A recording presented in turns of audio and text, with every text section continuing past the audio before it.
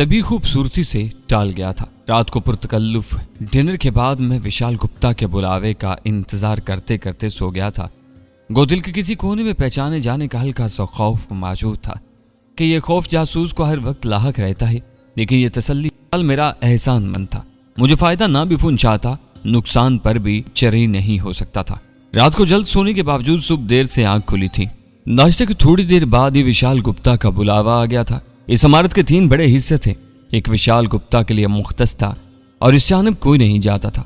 दूसरा मेहमान खाना और मुहाफिजों की रहायशें बनी थी, जबकि कुछ आधा तहखानों में जिम्नाजियम, पिस्तौल शूटिंग रेंज और लड़ाई का रिंग बना था। ऊपर के दोनों हिस्सों को एक राहदारी जुदा करती थी और इसी राहदारी में तहखाने तक जाने का रास्ता था।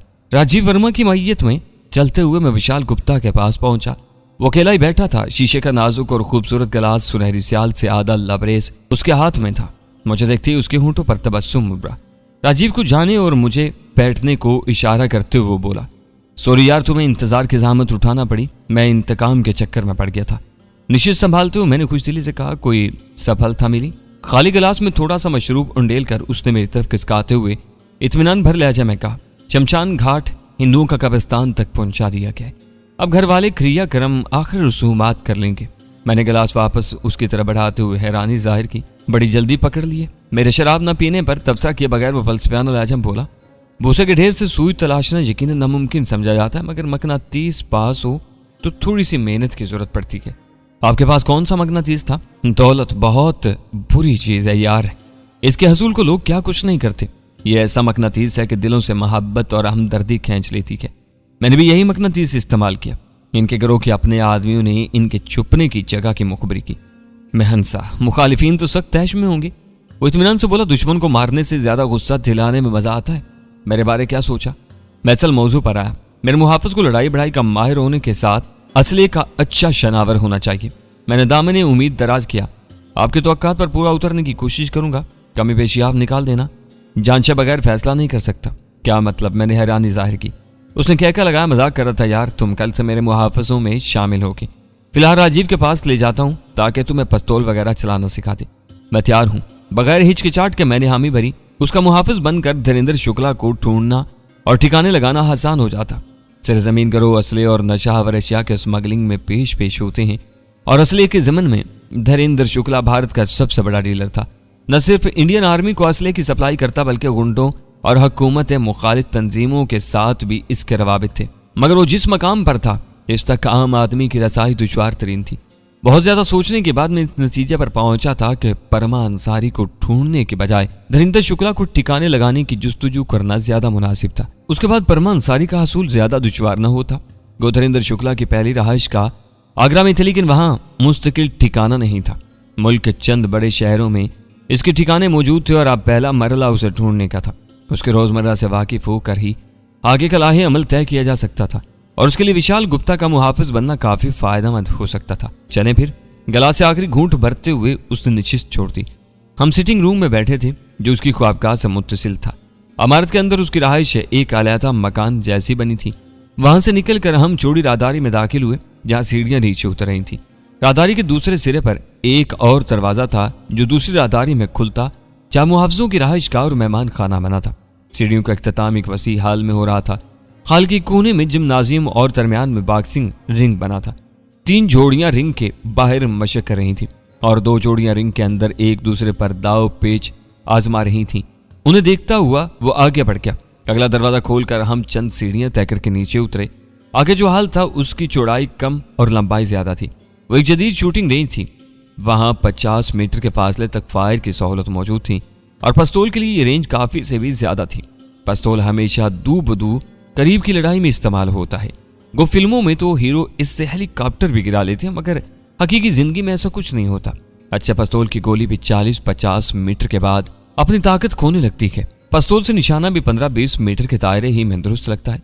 फासला बढ़ने से जहां गोली की ताकत में कमी आती है, निशाने की दुरुस्ती भी खैर यकीनी होती जाती है। इसके अलावा पिस्तौल की गोली की बनावट भी गोल होती है। अगर छोटे हथियारों के एमुनेशन की बात की जाए तो एक कारतूस के 3 हिस्से होते हैं। पहला केस या खोखा जिसमें बारूद भरा होता है। यह पीतल का बना होता है और इसके पैंदे में प्राइमर लगा होता है। कारतूस के अंदर धुआं पैदा न करने वाला बारूद भरा होता है। जो कि दानों की शक्ल में होता है। इसमें यह खासियत होती है कि आग मिलने पर एकदम और तेजी से जलता है और बहुत सारी गैस पैदा करता है, जो कि गोली को साथ उड़ा कर ले जाती है। जबकि गोली कारतूस के अगले सिरे पर लगी होती है और नोकदार होती है। यह शीशे की बनी होती है और इसके ऊपर तांबे का खोल होता है। ये शक्ल में लंबी होती है ताकि हवा के खिलाफ अपनी रफ्तार कायम रख सके। अलबत्ता पिस्तौल की गोली, जैसा कि पहले जिक्र कर चुका हूं, हल्की गोलाई लिए होती है, तभी हवा के खिलाफ ज्यादा मुजाहमत नहीं करती।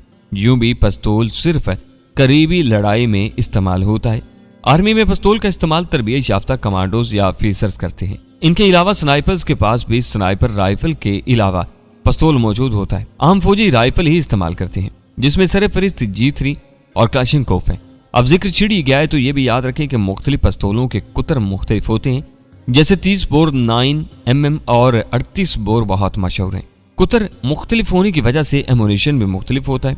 बैनुल-अक़वामी सतह पर इस्तेमाल होने वाले अच्छे साख्त के अक्सर पिस्तौलों का कुतर 9mm है, जैसे गलाक, ब्रिटा, हैकलर एंड कोच। जगाना में 30 बोर भी दस्तयाब है, डेजर्ट ईगल वगैरह। राजीव वर्मा वहां पहले से मौजूद था। शूटिंग रेंज जदीद सहूलत से मुज़य्यन थी। 4 लकड़ी के कैबिन बने थे, जहां 4 फायरर बैक वक्त 4 हदफों पर फायर कर सकते थे। हदफ मुतहरक थे, बटन दबाकर हदफ को अपनी मर्जी से आगे पीछे किया जा सकता था। राजीव ने आगे बढ़कर हमें खुशामदीद कहा। विशाल बोला, तुम्हारा नया शागिर्द आ गया है, इसे पिस्तौल का इस्तेमाल मुकम्मल सिखा दो।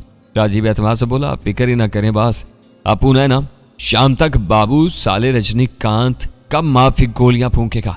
विशाल सर हिलाता हुए कैबिन में घुस गया। बटन दबाकर उसने हदफ को मुनासिब फासले पर पीछे धकेला और जेब से पिस्तौल निकालकर फायर करने लगा। अपने कानों पर उसने एयर गार्ड से कानों को फायर की आवाज से महफूज रखने वाले हिफाजती खिलाफ चढ़ा लिए थे। राजीव मुझे एक मेज के करीब ले गया जहां गलाक 17 सेमी ऑटोमेटिक रखा हुआ था।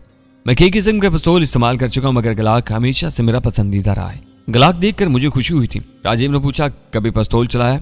मैंने इस बात में सारी लाया, चंद मरतबा चलाया है। शाबाश, फिर तो मसला ही कोई नहीं। अब पिस्तौल चलाने से पहले चंद खसूसी बातें मगज में बिठा लो, क्योंकि साला खाली लबलबी दबाना पिस्तौल चलाना नहीं होता। एक फायरर साले को पिस्तौल के बारे जरूरी बातों का भी पता होना चाहिए। यह साला बहुत उम्दा और खास साख्त का पिस्तौल है। पहले तुमका मैगजीन में गोलियां भरने का बारे में सिखाऊंगा। राजीव मुझे बुनियादी बातें बताने लगा। मैं पूरी दिलचस्पी से सीखने लगा। एकदम तरबियत के इब्तदाई दिन नजर में घूम गए थे। हमारी तरबियत की शुरुआत राइफल से हुई थी। पिस्तौल के बारे में हमने बहुत बाद में सीखा था। पिस्तौल और राइफल के फायर में बहुत ज्यादा फर्क है। अगर मैं तफसील में जाऊं तो ये शायद रुदात बजाय सिखलाई की किताब बन जाए, इसलिए मौजू की तरफ पलटते हैं। मैगजीन में गोलियां भरने के बाद राजीव मैगजीन चढ़ाने, उतारने, पिस्तौल काक करने, सेफ्टी लगाने, निशाना साधने के बारे समझाने लगा। इस दौरान विशाल गुप्ता वहां से जा चुका था। घंटा डेढ़ सिखलाई के बाद राजीव अमली मुजाहरे को मुझे एक कैबिन में ले गया। पहले उसने खुद फायर किया और 10 मीटर के फासले पर बमुश्किल 5 गोलियां मार सका था। हद पर उसकी बिखरी हुई गोलियां देखकर मुझे अंदाजा हो गया था कि वो कितने बानी में है। फायर की जो तकनीकें मुझे अपने उस्ताद तसव्वुर साहब, फयाज साहब वगैरह ने सिखाई थी, वो राजीव बेचारे ने कभी ख्वाब में भी नहीं देखी होंगी। जासूस बनकर ही कनाडी की शागिर्दी इख्तियार करना पड़ गई थी। यकीनन सरदार मुझे इस हालत में देख लेता तो उसकी हंसी न रुकती। कहाँ SS और कहाँ राची फरमा। और फिर 10 मीटर के फासले पर गलाक 17 से हदफ पर गोली ना मारने की खबर अगर तसव्वुर साहब तक पहुंच जाती तो उन्होंने मुझे कच्चा ही चबा जाना था। बहरहाल मैं सिखलाई में पूरी दिलचस्पी और शौक जाहिर करता रहा। 3-4 बारियों के बाद मेरा निशाना बेहतर होना शुरू हो गया और 7वीं-8वीं बारी पर राजीव मेरी पीठ थपथपा रहा था। आखिरकार उसके होंठों से निकला, तुम का फायर तो उस्ताद से भी अच्छा हो गया रे। मैं उसे तसल्ली देता हुआ बोला, उस्ताद तो उस्ताद होता है राजीव साहब।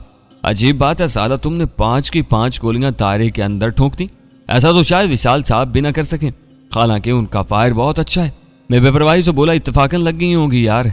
उसे हदफ का फासला बढ़ाकर 35 मीटर कर दिया। मुझे शरारत सूझी और मैंने सारी गोलियां हदफ के सर में 1.5 इंच के ग्रुप में मार दी। कैबिन में स्क्रीन लगी थी जिस पर हदफ का करीबी नजारा क्लोज व्यू नजर आ रहा था। वो फटी फटी आंखों से स्क्रीन को घूरते हुए बड़बड़ाया, संदीप साला तुमने कमाल कर दिया रे। यह मुजाहरा अगर विशाल साहब के सामने कर दे तो आप उनका इनाम तो कहीं नहीं क्या। पहले निशाना पक्का तो कर लूं। 10 गोलियां भरकर मैंने मैगजीन चढ़ाई और पहले की तरह तमाम हदफ के सर में ठोंक दी। राजीव ने बाकायदा तालियां बजाकर मुझे दाद दी थी। माँ कसम, जिंदगी में पहली बार साला तुम्हारे माफिक अच्छा शागिर्द मिला है। मैंने मक्खन लगाया, इसमें सारा कमाल आपकी सिखलाई को जाता है उस्ताद। वो छाती चौड़ी करते हुए बोला, चलो बास के पास, साला इन्हें भी पता चले अपुन में गुण है, पिस्तौल की सफाई नहीं करना। ये सब पिस्तौल पतलून में उड़सते देखकर बेसाख्ता मेरे होंठों से निकला था। ये साला कौन सा कीचड़ में गिरा के सफाई की जरूरत पड़ेगा। वो मुंह बनाते हुए आगे बढ़ गया और मैं दिल ही दिल में उन गालियों को सोचने लगा जो पिस्तौल की जुबान होने के सूरत राजीव को पड़ना थी। ऐसा बंदा तसव्वुर साहब के सामने आ जाता तो उसका जिंदा बचना नामुमकिनात में से था, और बिलफर्ज जिंदा बच भी जाता तो पांव पर चलने के काबिल न रहता। फायर के बाद हथियार की सफाई न करने को ऐसा ही समझते थे जैसे बंदा पाखाने के बाद अस्तंजा न करे, और हकीकत यही है कि फायर के बाद अगर हथियार को अच्छे तरीके से साफ न किया जाए तो हथियार जल्द ही नकारा हो जाता है, क्योंकि किसी भी हथियार की कारकर्दगी का इन्हिसार उसकी बैरल और चाल वाले पुर्जे पर होता है। फायर के बाद बैरल में बारूद और शीशे के जर्रात चिमट जाते हैं। अगर इन्हें सही तरीके से साफ न किया जाए तो जल्द ही बैरल को जंग का आलूद कर देते हैं, जिससे बैरल में गड़े पड़ जाते हैं। यूं सबसे पहले तो हथियार की दुरुस्त निशानेबाजी में फर्क पड़ता है, और आहिस्ता आहिस्ता हथियार फायर के काबिल ही नहीं रहता। तो पिस्तौल मेरी मलकियत नहीं था, मगर हथियारों से कुदरती लगाव की वजह से मुझ पर राजीव के फेल का बुरा असर पड़ा था। बहरहाल मैं बहस तकरार की हालत में नहीं था। विशाल गुप्ता के कमरे की तरफ जाते हुए अचानक उसकी नजर अपने आदमी पर पड़ी। अबे साले खनपत, तू काहे बकरी का माफिक नकम्मा फिर रहा है? खनपत जल्दी से बोला, उस्ताद सफाई करवा रहा हूँ। वह पिस्तौल उसकी जानिब फेंकते हुए बोला, काफी फायर किया है, इस साले को भी झाड़ फूंक ले। उसने मेरे ख्यालात पढ़ लिए थे, या शायद पहले जल्दी की वजह से पिस्तौल की सफाई को खैर सुलझाना था। यह भी मुमकिन था पिस्तौल को साफ करना उसे अपनी शान के खिलाफ लग रहा हो। बहरहाल कुछ भी था, कम अज कम मेरे दिल पर पड़ा बोझ कुछ कम हो गया था। गणपत ने पिस्तौल को हवा में पकड़ तू मुदबाना लहजे में जी उस्ताद कहा। बास कमरे में है? गणपत बोला, कहीं बाहर गया है। राजीव मुझे मुखातिब हुआ, तुम आराम करो, उस्ताद की वापसी पर बात होगी। और मैं सर हिलाते हुए अपने कमरे की तरफ बढ़ गया, लेकिन आराम ना आया और अमारत का जायजा लेने निकल गया। एक जासूस के लिए जरूरी होता है कि अपने फरार का रास्ता निगाह में रखे।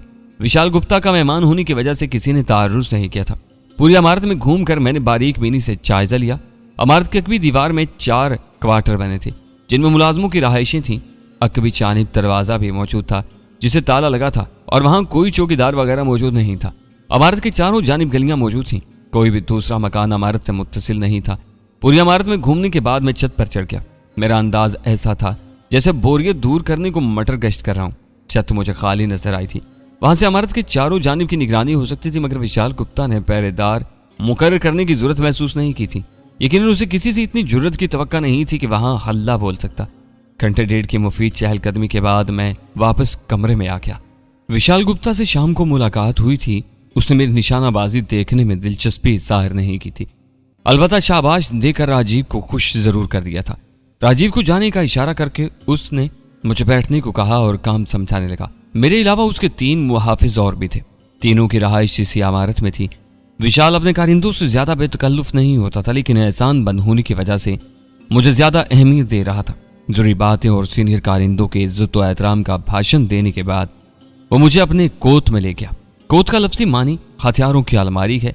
आर्मी में कोत इस कमरे को कहते हैं जहां हथियार रखे जाते हैं। ड्राइंग रूम से मुल्हिक एक छोटा सा कमरा हथियारों से सजा था। वो नित्य नए हथियार जमा करता रहता था।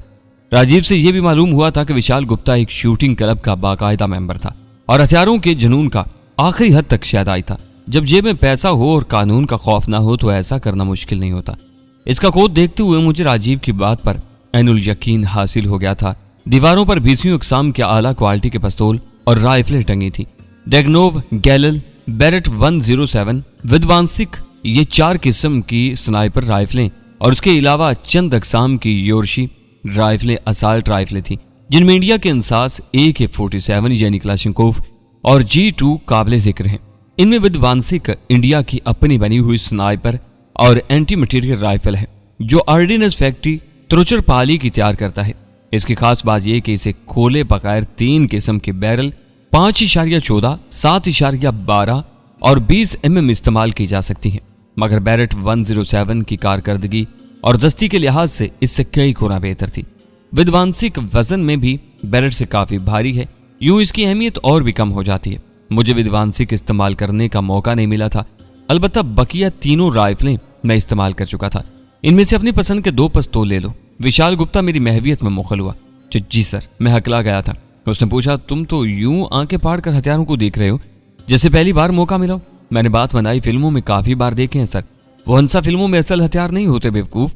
मैं खफीफ होते हुए बोला, मुझे क्या पता सर। मुझे सर नहीं बास बोला करो। नरम लहजे में तंबीह करते हुए उसने दोबारा दावत दी। अपनी पसंद का पिस्तौल ले लो। मैं सादगी से बोला, जिस पिस्तौल के साथ आज फायर किया उसी जैसा ठीक रहेगा। विशाल गुप्ता ने क्या बुलंद किया, अच्छा इंतखाब है। और 2 गलाक मेरी जानिब बढ़ाते हुए कहा, ये एक ही कंपनी के हैं। वो नाम भी बताता तो नीम खुदकार सेमी ऑटोमेटिक गलाक 17 और खुदकार ऑटोमेटिक गलाक 18 को पहचानना मेरे लिए इतना ही आसान था जितना किसान चने और गंदम के फर्क को पहचानता है। मैं पिस्तौल पतलून में उड़सने लगा। ठहरो कहकर उसने मुझे रोका और चमड़े का नफीस और मुलायम होल्स्टर पकड़ा दिया जिसमें 2 पिस्तौल रखे जा सकते थे। साथ ही बांधने का तरीका भी समझा दिया। अगले दिन से मेरी ड्यूटी शुरू हो गई थी। इससे पहले ही विशाल के कहने पर राजीव काले रंग के 3 3-पीस सूट मेरे लिए ले आया था। कोट के नीचे होल्स्टर बांधकर मैं खुद को सचमुच मुहाफिज महसूस कर रहा था। मुझसे पहले विशाल के मुहाफिजों में अजीत सिंह और मोहन सिंह, 2 सिख और 1 हिंदू शंकर दास शामिल थे। तीनों लंबे तिरंगे और कसरती जिस्म के मालिक थे। उन्होंने तमस्खराना निगाहों से मेरा इस्तकबाल किया था, मगर मैंने तवज्जो दिए बगैर खंदा पेशानी से मुसाफा किया। इनकी जीप विशाल गुप्ता की कार के अक्कम में होती थी। वो अपनी कार में कभी अकेला और कभी ड्राइवर के हमराह होता था। मेरी आमद के पहले ही दिन उसने ड्राइवर को चाहने का इशारा करते हुए कहा, मेरी कार संदीप ही ड्राइव करेगा। अगले दिन कोई खास वाकया नहीं हुआ था। मेरी कोशिश थी कि विशाल गुप्ता के मुहाफिजों से ताल्लुकात खुशगवार रखूं, क्योंकि इनसे काफी मालूमात मिल सकती थी। धीरेन्द्र शुक्ला के बारे मालूमात लेने को मुझे विशाल के यहाँ नौकरी की जरूरत नहीं थी, बल्कि इसका मुहाफिज बनने का मतलब मुंबई में आजादी से घूमने का परवाना हासिल करना था। विशाल गुप्ता राजीव दादा का छोटा भाई था और राजीव दादा की मुंबई में खास पहचान थी। कोशिश के बावजूद मैं विशाल गुप्ता के मुहाफिजों से बेतकल्लुफ नहीं हो पाया था। न जाने उन्हें मुझसे क्या परखाश थी। शायद विशाल का मुझे बहुत ज्यादा तवज्जो देना उन्हें अच्छा नहीं लगा था, या शायद मुझे खुद से कमतर समझते थे, क्योंकि तीनों के कद 6 फुट से निकलते हुए थे। सेहतमंद और हट्टे कट्टे जबकि मैं दरमियाने कद और शरीर बदन का हूँ। इस दौरान चंद बार राजपूत दादा का सामना भी हुआ, मगर उसने मुझे काबिल तवज्जो नहीं जाना था। गो उसने मुझे सुल्तान दादा के यहाँ देखा था, लेकिन तब मेरी छोटी दाढ़ी, मूछें और लंबे बाल थे। अब मैंने क्लीन शेव करवा के सर के बाल फौजी कट तिरछवाए हुए थे, जिसकी वजह से हुलिया काफी बदल गया था। छोटी मोटी तब्दीलियां इंसान के हुलियों को बदल देती हैं। यूं जिससे सरसरी मुलाकात हुई हो वो शनाख्त नहीं कर पाता। अलबत्ता दरीना आशना आसानी से पहचान लेते हैं, और वहां मुझे अच्छी तरह पहचानने वाला सिर्फ डीनू ही था जो पाके नहीं रहा था। विशाल गुप्ता के हमरा कई अहम और खास शख्सियतों से मुलाकात हुई। जराइम के धंधों को भी करीब से देखने का मौका मिला। वो असले, नशा आवर अशिया और वलायती शराब की स्मगलिंग में पेश थे। भत्ताखोरी, छोटी मोटी डकैतियां, अगवा बराए तावान की वारदातें निचले दर्जे के कारिंदे अपने तौर पर करते रहते थे। क्योंकि लोगों को रोब में रखने को ये कार्रवाइयां जरूरी समझी जाती हैं, इसलिए राजपूत दादा और विशाल गुप्ता अपने कारिंदों की हरकत से आंखें नीचे रखते थे। एक दिन शूटिंग क्लब जाने का इत्तेफाक हुआ। क्लब मुंबई के मुजाफात में बना था। क्लब की इमारत के अहाते ही में पार्किंग बनी हुई थी। कीमती गाड़ियों की बहुतात देखकर मुझे लगा कोई खास प्रोग्राम है। सिक्योरिटी का खास इंतजाम भी मेरे अंदाजे की तस्दीक कर रहा था। बाकी मुहाफिजों को पार्किंग में रुकने का कहकर विशाल मुझे साथ ली क्लब की अंदरूनी इमारत की तरफ बढ़ा। दरवाजे पर हमसे हथियार और मोबाइल फोन जमा करके टोकन दे दिए गए थे। अंदर एक बड़े हाल में काफी रौनक नजर आ रही थी। कीमती सोफा सेट और आरामदेह कुर्सियां एक तरतीब से लगी थीं। सामने एक स्टेज तैयार किया गया था, जैसे कोई सबक चलना हो। स्टेज पर एक बड़ी स्क्रीन लगी थी, साथ ही रोस्ट्रम रखा था। हाजरीन में अरबी लिबास में भी चंद अफराद नजर आए। यकीनन इनका ताल्लुक खलीजी रियासतों से था। अहम अफराद के हमरा आने वाले मुहाफिजों और मुलाजमों के लिए दीवार के साथ स्टूल रखे थे। विशाल गुप्ता के इशारे पर मैं एक स्टूल पर बैठ गया। वो खुद VVIP नशिस्तों की चानी पड़ गया। खूबसूरत और मुख्तसिर लिबास में मलबूस लड़कियां मुख्तलिफ मशरूबात और लवाजमात के भरे हुए ट्रे उठाकर दरमियान में घूम रही थी, जिनमें मुख्तलिफ किस्म की शराबें, कोल्ड ड्रिंक्स और जूस शामिल थे। खाने में फल, खुश्क मेवाजात, भुना और उबला हुआ गोश्त, बिस्किट, केक वगैरह की बहुतात थी, मगर इसमें से कुछ भी मुलाजमों के लिए नहीं था। मैं खुद को जमाने कदीम की किसी रूमी तकरीब का हिस्सा समझ रहा था, जहाँ गुलाम अपने आकाओं को खाते पीते देख सकते थे, लेकिन इन्हें किसी नेमत को छूने की इजाजत नहीं होती थी। यूं लग रहा था जैसे वो किसी का इंतजार कर रहे हो। लोगों की आमदोरफ्त जारी रही। मेरी निगाहें किसी मतलब के बंदे की तलाश में सरगर्दा थी। अरबी शायख अपने तर्जमानों के हमरा एक अंग्रेज लड़की को घेरे नजर आए। विशाल गुप्ता भी पुरतपाक अंदाज में लड़की को मिला था। सुनहरी बालों वाली लड़की काफी खुश शक्ल और पुरकशिश थी। उसे देखकर मुझे जैनी याद आ गई, मगर जैनी का चेहरा सुर्ख सफेद था और ये खालस गोरी थी। कंधे तक फैले बाल जिन्हें नफासत से तराशा गया था। अपनी तहजीब और सकाफत के मुताबिक मर्दों से बेबाकी से मुसाफा करके गपशप कर रही थी। निस्फ बाजुओं की तंग बुनियान और चुस्त पतलून में जिस्मानी उभार मजीद उजागर हो रहे थे। मगर मगरब की औरत अपने जिस्म की तमाम नुमाइश पसंद करती है और इसलिए हत्तुल वसे ऐसे लिबास के इंतखाब पर जोर देती है जो साफ छुपते भी नहीं, सामने आते भी नहीं कि अमली तफसीर हो। इसका लिबास भी बिल्कुल ऐसा ही था। इसके अलावा भी हाजरीन में चंद खवातीन नजर आ रही थी, मगर लोगों की ज्यादातर तवज्जो गोरी पर थी।